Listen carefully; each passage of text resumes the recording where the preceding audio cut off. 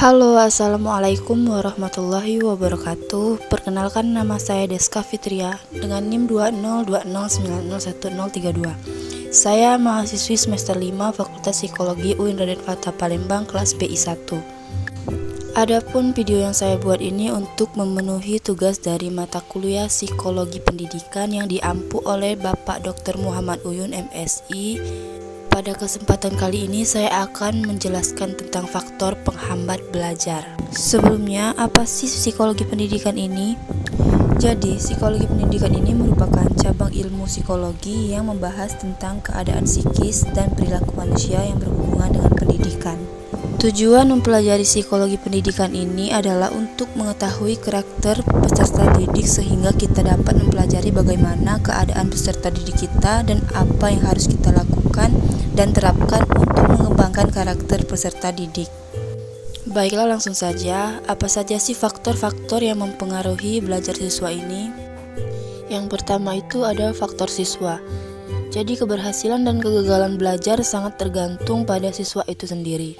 Skinner 1993 menemukan dalam hasil penelitiannya bahwa siswa yang mempunyai motif berprestasi adalah siswa yang merasa senang dan aman di sekolah, belajarnya lebih lama, disiplin terhadap tata tertib sekolah, dan biasanya dapat melanjutkan pada sekolah tingkat menengah.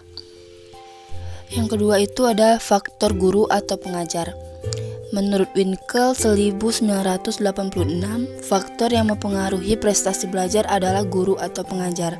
Jadi pengajar melaksanakan aktivitas pengajaran sehingga proses belajar mengajar diharapkan dapat berlangsung secara efektif. Kemampuan pengajar dalam menyampaikan materi pelajaran yang diajarkan sangat berpengaruh terhadap keberhasilan dalam proses belajar mengajar. Yang ketiga itu ada faktor sarana dan prasarana. Jadi sarana dan prasarana juga tidak bisa diabaikan sebagai proses untuk mencapai keberhasilan belajar. Misalnya, prasarana yang baik seperti ruangan yang sejuk, bersih, dan rapi sangat mendukung baik anak didik maupun pendidik untuk bersemangat dan paham dalam kegiatan proses belajar mengajar. Demikian juga kelengkapan buku, laboratorium, dan peralatan lain menambah keterampilan dan semangat dalam belajar dengan hasil yang memuaskan.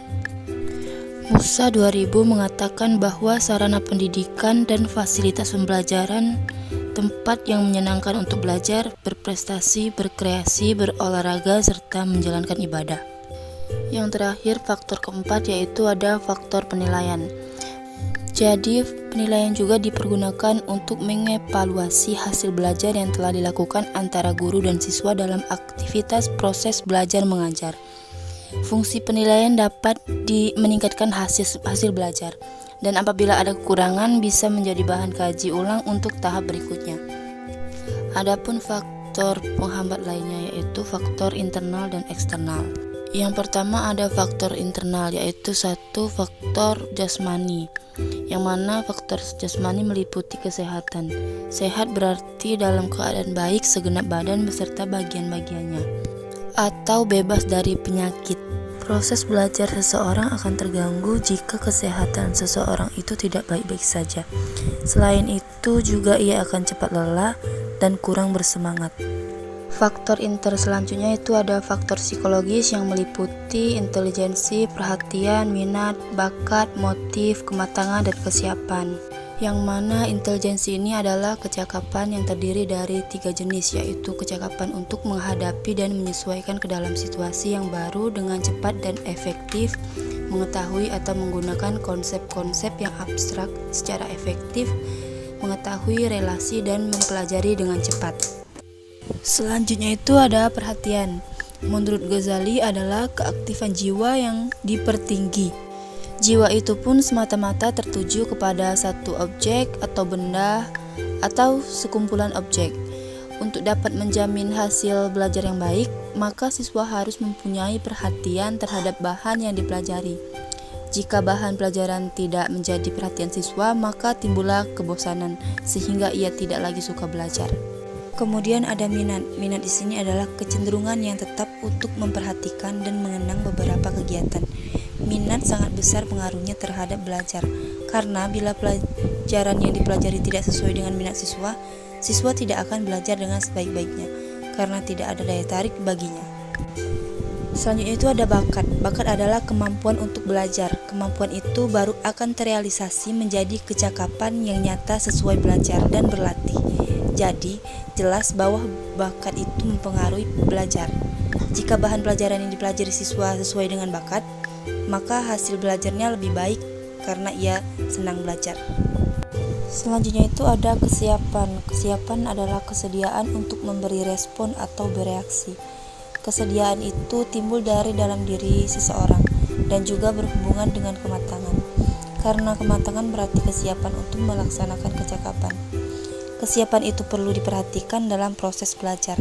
Karena jika siswa belajar dan padanya sudah ada kesiapan, maka hasil belajarnya akan lebih baik. Faktor inter yang ketiga itu ada faktor kelelahan, yang mana meliputi kelelahan jasmani dan kelelahan rohani. Kelelahan jasmani terlihat dengan lemah lunglainya tubuh dan timbul kecenderungan untuk membaringkan tubuh. Adapun faktor ekster yaitu yang pertama faktor keluarga. Siswa yang belajar akan menerima pengaruh dari keluarga berupa cara orang tua mendidik, relasi antar anggota keluarga, suasana rumah tangga, dan keadaan ekonomi keluarga.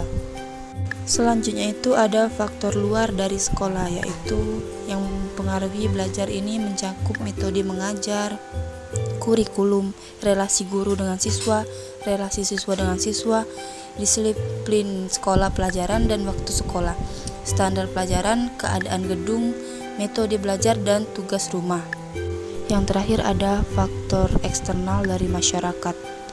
Masyarakat sangat berpengaruh terhadap belajar siswa karena keberadaan siswa dalam masyarakat, seperti kegiatan siswa dalam masyarakat, mass media yang juga berpengaruh terhadap positif dan negatifnya, pengaruh dari teman bergaul, dan kehidupan masyarakat di sekitar siswa juga berpengaruh terhadap belajar siswa.